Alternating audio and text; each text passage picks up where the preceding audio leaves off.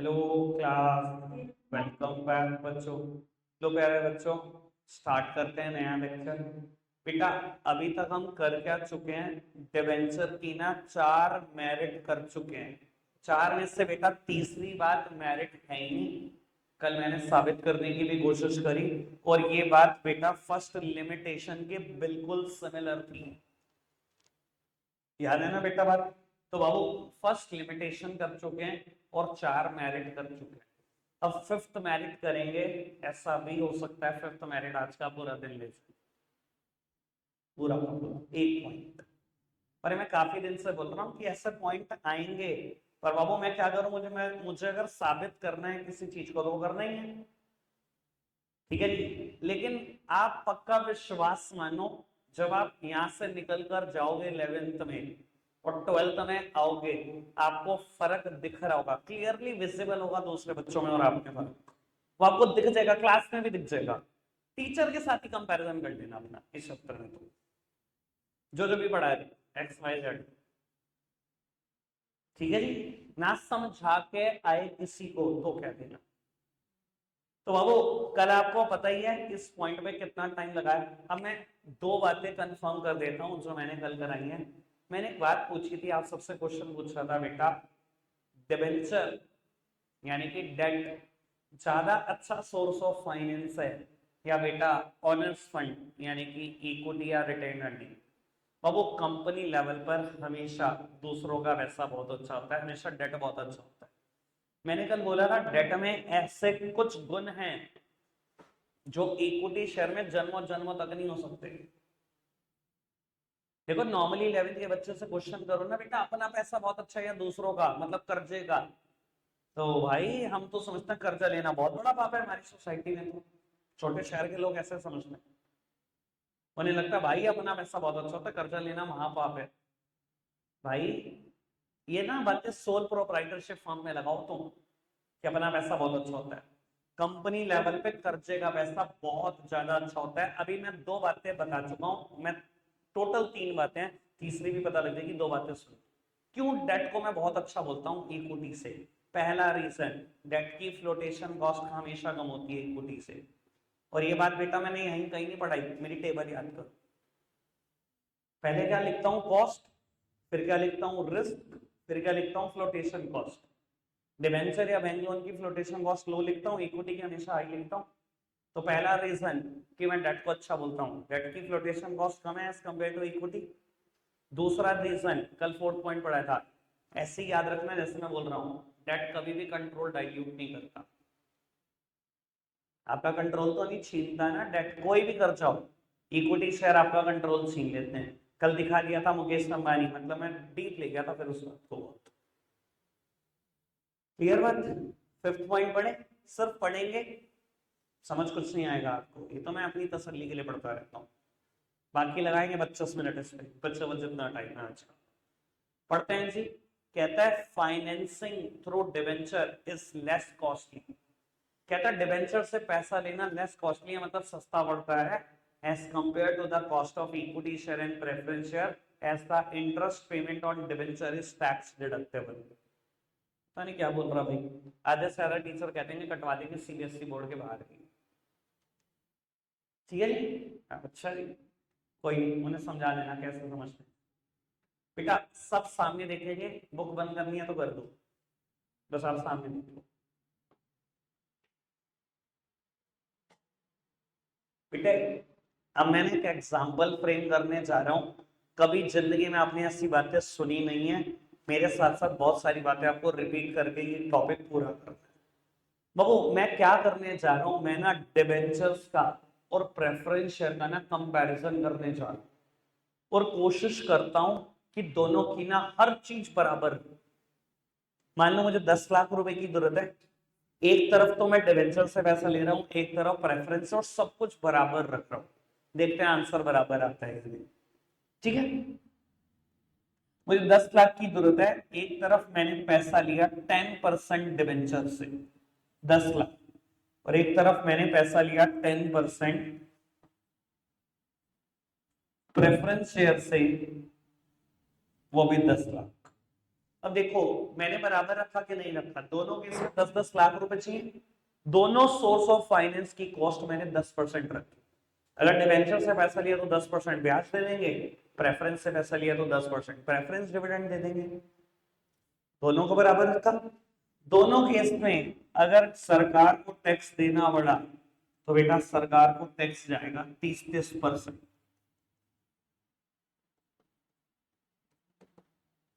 कोई दिक्कत कोई परेशानी तो नहीं।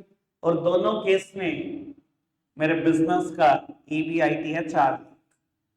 ये क्या होता है मैं बताता हूँ बाबू, समझ लो एक तरीके का प्रॉफिट है, बहुत ज्यादा चर्चा तो 12th में ही हो पाएगी, बस ये समझ लो एक तरीके का प्रॉफिट है ईबीआईटी।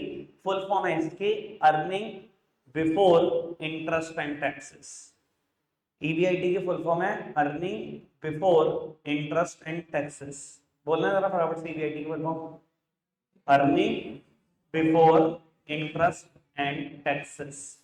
वो कंपनी में पेमेंट बांटने का एक फिक्स सीक्वेंस था, बड़े दिन हो गए, याद कराना क्या था? डिबेंचर या बैंक लोन का इंटरेस्ट, गवर्नमेंट के टैक्सेस, प्रेफरेंस शेयर कैपिटल का preference dividend, equity share capital का इक्विटी डिविडेंड। कौन सी तो बोलोगे? आरती उतारनी है आपकी, बोलो जी क्या है सीक्वेंस? बोल, अब तो अकेला बोल। डिबेंचर या बैंक लोन का इंटरेस्ट, गवर्नमेंट के taxes, and preference share capital का preference dividend, then equity share capital का इक्विटी डिविडेंड। बाबू अच्छा एक बात बताओ, सब कुछ बराबर है कि नहीं है? एक्सेप्ट के सोर्स ऑफ फाइनेंस अलग है, बाकी सब कुछ बराबर। दोनों की कॉस्ट 10-10%, दोनों केस में 10-10 लाख, दोनों केस में टैक्स 30-30%, दोनों केस में ईबीआईटी 4-4 लाख, आंसर बराबर आना चाहिए। देखते हैं आता है या नहीं। ठीक है जी। अब कौन से आंसर की बात कर रहा हूँ वो सब पता लगता है, टेंशन है। एक तरफ है डिबेंचर्स, एक तरफ है प्रेफरेंस शेयर कैपिटल। बाबू मैंने दोनों केस में ईबीआईटी लिया 4 lakh. EBIT is a kind of profit, वैसे इसका सही नाम बोल रहा हूँ, कान बंद कर लेना, इसके बाद मैं कुछ नहीं बोलूंगा, इसको ऑपरेटिंग प्रॉफिट बोलते हैं। 12th में पता लग जाएगा क्या होता है ऑपरेटिंग प्रॉफिट, अभी नहीं बता सकता। ठीक है जी। बाबू फुल फॉर्म है earning before interest and tax. सबने बताया मुझे अभी सीक्वेंस, सबसे पहले डिबेंचर या बैंक लोन का इंटरेस्ट दिया जाता है, तो वही सीक्वेंस चल रहा है बेटा, मैं दे रहा हूं सबसे पहले इंटरेस्ट। ठीक है जी, डिबेंचर या बैंक लोन का इंटरेस्ट आता है, वही सीक्वेंस चल रहा है, पहले दे रहा हूं इंटरेस्ट। बाबू डिबेंचर के केस में इंटरेस्ट जाएगा, प्रेफरेंस के केस में कोई इंटरेस्ट नहीं होता। कितना इंटरेस्ट? मैंने डिबेंचर से कितने में उत्तर 10 लाख, 10 लाख का 10% मतलब कि 1 लाख। मैं तो कह रहा हूं मेरे प्यारे बच्चों, तुम्हें परसेंटेज निकालनी कहाँ आती है? आधे तो बेचारे 10% भी नहीं निकाल पा रहे। बाबू 10 लाख का 10% 1 लाख। बेटा इसमें से माइनस करके जो आएगा इसे बोलते हैं ईबीटी। कितने प्यारे प्यारे नाम आ रहे हैं आज, earning before interest and taxes minus interest earning before tax.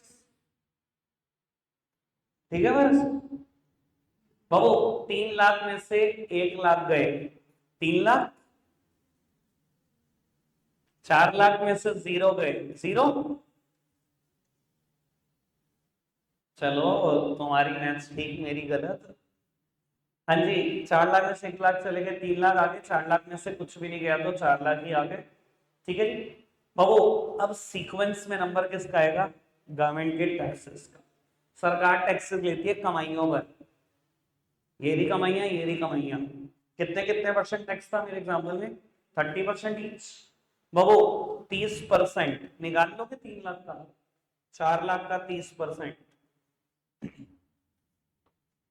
क्या आया निकल के? Earning after taxes. एक बार बोलना फटाफट से, earning before interest and taxes minus interest earning taxes minus earning after taxes. Tax taxing taxes बोलो तो बोलने का मजा ही आनंद अलग आएगा। तो मैं सुर और ताल का ध्यान नहीं है ना अभी, टैक्स टैक्स टैक्सेस। ठीक है जी, कोई दिक्कत कोई परेशानी तो नहीं बाबू। 3 लाख में से 90,000 रुपए चले गए, 4 लाख में से 1 20 चले गए। बाबू सीक्वेंस में नंबर आएगा अब, सबसे पहले डिवेंचर या बैंक लोन के इंटरेस्ट, गवर्नमेंट के taxes, then preference share capital का प्रेफरेंस डिविडेंड। भाई डिवेंचर के केस में प्रेफरेंस डिविडेंड थोड़ी होगा, प्रेफरेंस के केस में प्रेफरेंस डिविडेंड होगा। कितना प्रेफरेंस डिविडेंड, कितने पैसे लिए पुत्र आपने उनसे? 10 लाख। कितना देना है डिविडेंड? 10%। 10 लाख का 10% मतलब 1 लाख। आओ जी पुत्र बाबू, अब जो निकल कर आएगा इसको बोलेंगे EFE। EFE मतलब अर्निंग फॉर द इक्विटी, मतलब अर्निंग फॉर द इक्विटी, जो बच गया वो इक्विटी शेयर के लिए बच गया, ऐसा उसके कहने का मतलब। Earning before interest and taxes minus interest, earning before taxes minus taxes, earning after taxes minus preference dividend, earning for the equity. ठीक है जी बाबू, earning for the equity calculate होकर आया 2,10,000 और 1,80,000। मैंने कुछ गड़बड़ कर दी क्या? नहीं, ठीक है बाबू, एक बार फटाफट से ना बस ये बोल दो, मैं इस पॉइंट को कंक्लूड करने की तरफ बढ़ूंगा। सारा बोलना स्टेटमेंट फटाफट से। अर्निंग, इंटरेस्ट एंड टैक्सेस, या तुम सुर ताल का ध्यान रखते हैं, ऐसे तो जैसे मैं बोल रहा हूँ गा गा के। Earning before interest and taxes minus interest, earning before taxes minus taxes, earning after taxes minus preference dividend, earning for the equity. अलग बोलना बहुत मुश्किल है, गाना तो और मुश्किल है, पता तेरे को? देखिए हाँ, पता लग जाएगा। एक बार और फटाफट से, ये बिना देखे। Earning before interest and taxes minus interest, earning before taxes minus taxes, earning after taxes minus preference dividend, earning for the equity. EBIT मैं अब शॉर्टकट करूंगा। EBIT minus interest, EBT minus taxes, EAT minus preference dividend, earning for the equity मतलब EFE। ये shortcut है, ठीक है जी। अब sir मजाक छोड़कर मैं कंक्लूड कर रहा हूं, और कोशिश करना मुझसे दोबारा ना बुलवाना, ठीक है जी। आराम से सुनना, एक ही बारी में समझने की कोशिश कर। बाबू सब कुछ बराबर रखा मैंने आपके सामने, एक एक बच्चे ने कहा जी सब कुछ बराबर रख दिया आपने। एक बात बताओ, क्या इक्विटी के लिए जब पैसे बचे दोनों जगह क्या बराबर बचे? फॉर योर सरप्राइज मैंने कल कहा था मैं कैलकुलेशन इतनी करा दूंगा कि दिमाग मान जाएगा कि लोन बहुत अच्छा है, बस ये नहीं मानता, सारी गलती इसकी रहेगी। बोला ना सर स्पर्श भाई? अच्छा, आधे घंटे की वीडियो देखी इन्होंने, इनको इतना भी ज्ञान नहीं। बाबू कल मैंने ऐसा बोला था कि नहीं बोला था कि मैं इतनी, अच्छा कल मैंने जो कैलकुलेशन कराई कि इक्विटी शेयर कंट्रोल डाइल्यूट करते हैं, सब कैलकुलेशन से समझाया, दिमाग को समझ में आ गया सब कुछ? इसको थोड़े दिन तक नहीं होगा, देख लेना, ठीक है जी। आज फिर कैलकुलेशन को साबित करूंगा, इसको तो सब समझ में आता है बेटा, बस ये थोड़ा जल्दी नहीं समझता, बात ही है बेटा। हाँ तू तो खैर मैं समझ सकता हूँ, वो MK। अच्छा इधर देखना है बेटा, डिबेंचर की ही चर्चा चल रही है। डिबेंचर में देखो आप, earning for the equity, equity के लिए पैसे ज्यादा बचे, जबकि प्रेफरेंस में उतने नहीं बचे। सब कुछ बराबर रखा यार, बराबर आता ना, ये बराबर क्यों नहीं आए? अगर आप ढंग से पूरा एनालिसिस नोट करो, अब मैं आपको बताता हूँ पूरा एनालिसिस क्या है, 10 मिनट मेरे बस इसी कंक्लूजन पर। तो वो पूरा एनालिसिस ये है, डिबेंचर एक ऐसा सोर्स ऑफ फाइनेंस है, या कोई भी डेट, कोई भी डेट, कोई भी लोन, डिबेंचर हो, बैंक लोन हो, कोई भी और लोन हो, वो एक ऐसा सोर्स ऑफ फाइनेंस है जो हमेशा, जिसकी कॉस्ट इंटरेस्ट हमेशा टैक्स के माइनस होने से पहले होती है। डिबेंचर ही तो एक लौता ऐसा सोर्स ऑफ फाइनेंस है जिसका इंटरेस्ट टैक्स से पहले माइनस हो सकता है। और कोई चीज है? देखो सीक्वेंस में क्या है, डिवेंचर या बैंक लोन का इंटरेस्ट, देन गवर्नमेंट के taxes, then preference dividend, then equity dividend. Tax से पहले माइनस होने वाली चीज क्या है? सिर्फ ब्याज। कोई भी लोन पे ही ब्याज हो सकता है, कोई भी कर्जे पे। अब इंटरेस्ट एक लौती ऐसी चीज है जो टैक्स के पहले माइनस होती है।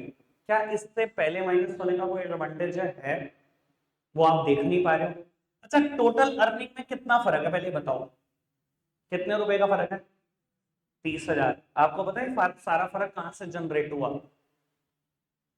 आपने यहाँ पर 30,000 का टैक्स कम दिया। अब मैं बताऊं क्यों कम दिया, जो चीज आप देख नहीं रहे, मैं वो मैथमेटिकली एनालिसिस कर रहा हूं। बाबू, इंटरेस्ट यहाँ पर पहले माइनस हो गया। इंटरेस्ट के माइनस होने से क्या हुआ? मेरी अर्निंग कम हो गई। दिखाई दे रहा है यहाँ अर्निंग 3 लाख या 4 लाख? इसने मेरी अर्निंग को कम कर दिया ना, इंटरेस्ट माइनस हो गया, इसने मेरी अर्निंग कम कर दी। यहाँ कुछ माइनस नहीं हुआ, मेरी अर्निंग ज्यादा रही। अब मेरी अर्निंग यहाँ पर कम होगी, यहाँ ज्यादा रही, तो बेटा टैक्स किस पे लगता है? मेरी अर्निंग पर। यहाँ टैक्स भी कम लगा क्योंकि अर्निंग कम थी, टैक्स भी कम लगा। यहाँ अर्निंग ज्यादा थी, टैक्स भी ज्यादा लगा। यहाँ टैक्स कम लगा, यहाँ टैक्स ज्यादा लगा, दस माय ओवरऑल अर्निंग राइजेस। इसकी वजह से मेरी ओवरऑल अर्निंग बढ़ गई। देखो अल्टीमेटली फर्क दिखाता हूँ क्या है। ये 1 लाख माइनस हुआ, ये भी 1 लाख माइनस हुआ, बट इस 1 लाख के माइनस होने में और इस 1 लाख के माइनस होने में जमीन आसमान का अंतर है। ये टैक्स के पहले माइनस हुआ और ये टैक्स के बाद माइनस हुआ। टैक्स के पहले माइनस होने का फायदा, अर्निंग कम। इसके कंपैरिजन में देखो, अर्निंग कम तो टैक्सेस भी कम। यहाँ अर्निंग ज्यादा, टैक्सेस भी ज्यादा, इसकी वजह से मेरी ओवरऑल अर्निंग जहां ज्यादा है। समझ आई बात? समझ आई बात? अब काम की बात बोलूं, क्या ये 11th क्लास के सिलेबस में है? दूर दूर तक नहीं, 12th में। पर बेटा वो लाइन लिखी है, उस लाइन को समझाने के लिए मैं किसी भी हद तक जा सकता हूँ। बाबू, अब मैं काम की बात बोलने जा रहा हूँ। सारी बातें वो पढ़ देंगे जो एनसीईआरटी पढ़ाती है। सर, डेट के साथ तीसरा जुड़ा हुआ फायदा जो इक्विटी वाले सपने में भी नहीं सोच सकते, डेट टैक्स सेव कराता है। डेट ने मेरा टैक्स सेव करा कर दिया कि नहीं दिया? देख लो पूरा का पूरा एग्जाम्पल तुम्हारे साथ। कोई और सोर्स करा सकता है? करा ही नहीं सकता। डेट के पास ही एकलौता गुण है, क्योंकि डेट का जो ब्याज है वो टैक्स से पहले माइनस हो सकता है। सिर्फ एक ही चीज है, वो डेट है। यही पहले माइनस होगा, यही टैक्स सेव करा के देगा। किसी के पास ताकत ही नहीं है वो टैक्स सेव करा दे। ठीक है जी, पक्की बात। वैसे मेरे को समझाने के लिए ना इसके बाद भी बहुत आइटम है, पर मैं इतना नहीं टॉर्चर कर सकता आपको। ठीक है ना, 12th के लिए भी कुछ छोड़ देते हैं। समझ आई कि नहीं आई ये बात कि डेट टैक्स सेव कराता है? इधर देखना। अब वो मेरी बात का कंक्लूजन कर देते हैं। सर, डेट में ऐसे 3 गुण होते हैं जो इसको इक्विटी से ज्यादा अच्छा बनाते हैं। लोन में ऐसे 3 गुण होते हैं जो वो इक्विटी से ज्यादा अच्छा होता है। पहला, फ्लोटेशन कॉस्ट कम। दूसरा, कल पढ़ाया था, कंट्रोल डाइल्यूट नहीं करता। तीसरा, टैक्स सेव करा कर देता है। ठीक है ना? टैक्स सेव करा कर देते तो भी पढ़ा। तीनों जरा फटाफट से बोलना। 3 गुण डाटा में जो इक्विटी में कभी नहीं हो सकते। फ्लोटेशन कॉस्ट कम है, कंट्रोल डाइल्यूट नहीं करता, टैक्स सेव करा कर देता है। भाई अब जो नहीं बोलेगा ना वो अलग बोलेगा, ध्यान रखना। डेट के 3 गुण बता दो। फ्लोटेशन कॉस्ट कम है, कंट्रोल डाइल्यूट नहीं करता, तीसरा भी बताया, टैक्स सेव करा कर देता है। ठीक है जी, पक्की बात। याद रहेगा सबको, कभी भी पूछ लो। 12th क्लास में आएंगे, मैं आपको कहूंगा डेट में ऐसे 4 गुण हैं जो इक्विटी में कभी नहीं हो सकते। मैं कहूंगा प्यारे बच्चे बताना, 3 11th में पढ़ाए थे। तुम्हारे में से आधे होगी वॉट लग जाएगी, ये पता होगा कि मैंने पढ़ाई है, पर वॉट लग जाएगी। और आधे कहेंगे लो अभी बता रहे। जो नए होंगे ये पोर्शन होगा। ठीक है जी, रब सब शुक्र रख के पोर्शन होगा। होगा पता है क्या? कहेंगे हैं डेट बढ़िया होता है। उनको ये भी नहीं पता होगा डेट बढ़िया होता है। मार्क माय वर्ड्स, शायद ये वीडियो ना चला दूंगा उसमें। मार्क माय वर्ड्स, पता भी नहीं होगा। चलो जी, अब बेटा एनसीईआरटी से फिफ्थ पॉइंट क्लियर कर दो, पढ़ना जरा। बेटा एनसीईआरटी में क्या लिखा था थोड़ा सा समझते हैं, मतलब टैक्स सेव कराने वाली बात ही लिखी है पर थोड़ा टेक्निकल लिखी है। कहता है financing through debenture is less costly. कहता है डिबेंचर से पैसे लेना ना हमेशा सस्ता पड़ता है as compare to cost of equity and preference capital. बाबू कहता है डेट से पैसा लेना हमेशा सस्ता पड़ता है अगर आप इक्विटी और प्रेफरेंस शेयर से कंपेयर कर लो तो। क्यों? As the interest payment on debenture is tax deductible. कहता है जो डिबेंचर पे टैक्स जाता है ना वो, सॉरी डिबेंचर पे जो इंटरेस्ट जाता है ना वो टैक्स डिडक्टेबल है, मतलब वो टैक्स बचा कर देता है। यानी कि घूम फिर के सारी बात का क्रक्स वही है कि डिबेंचर टैक्स सेविंग करता है। ठीक है जी। अच्छा क्या बताओ, अगर मैं ये कह दूं रट लो तो कितने पॉइंट कह दूंगा रट लो? 50 60 थोड़ी है, 150 है। कितने कह दूंगा रट लो? समझ तो आ रहा होगा ना कि अगर मेरे को 20 25 मिनट एक एक पॉइंट पे लगाने पड़ रहे हैं भैया, मेरे को कोई रास्ता ही नहीं है, समझाने तो लगाने पड़ेंगे। बोलो के पक्का से। बाबू अब एक काम कर रहे हैं, सिर्फ 1 मिनट में इन पांचों पॉइंट की तरफ देख रहे हैं, पांचों में से तीसरा पॉइंट छोड़ दो, हम लिमिटेशन का पहला पॉइंट देखेंगे। आप शुरू के 2 पॉइंट और आखिरी के 2 पॉइंट प्रॉब्लम बताओ। जो कल नहीं आए थे वो फोर्थ प्रॉब्लम नहीं पूछ सकते, जो कल आए थे बात नहीं वही कर सकते हैं फोर्थ की। बाकी पढ़ो, पूछ के तो देखे, देखा दो।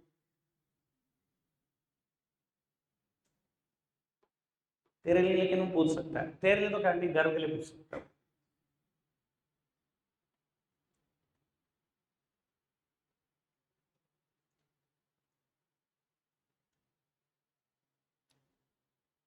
डिवेंचर कौन सा इन्वेस्टर प्रेफर करते हैं? तो बिल्कुल रिस्क नहीं लेना चाहते, जिनको एक फिक्स इनकम चाहिए, डिवेंचर उनके लिए बेस्ट है। दूसरी बात, डिवेंचर फिक्स चार्ज फंड है and do not participate in the profit of the company. बेटा इनको फिक्स ही तो पैसा मिलेगा, ये प्रॉफिट खा जाओगे हमारा। भाई आपसे 10 लाख रुपए लिए 9% देना है तो 90,000 ही दूंगा। मैंने प्रॉफिट 5 लाख कमाया, 50 लाख कमाया, 5 करोड़ कमाया, 50 करोड़, आपको थोड़ी कुछ मिलना है, आपको 90,000 मिलने, साइड होते जाओ, फटाफट से निकलते जाओ। प्रॉफिट में पार्टिसिपेट कौन करता है? कल मैंने बात की थी, कौन करता है प्रॉफिट में पार्टिसिपेट? Equity share. जितना फालतू बचेगा सब उनका है। प्रॉफिट में पार्टिसिपेशन सिर्फ इक्विटी शेयर का और किसी का नहीं। दो बातें क्लियर। अगली दो तो वैसे बहुत आसान है, कंट्रोल डाइल्यूट नहीं करता, टैक्स सेव करा कर देता है। स्ट्रेंथ है, बावले हो जाओगे जब पूरा खत्म होगा भाई। मजा आ गया, शुरू के 7 चैप्टर में जितना मजा दिया उतना अकेले से दिया। बाबू लिमिटेशन का पहला पॉइंट फटाफट से बताओ, ओके हुआ कि नहीं? जो कल नहीं आया था वो नहीं पूछ सकते प्रॉब्लम, वो वीडियो देखेंगे पहले।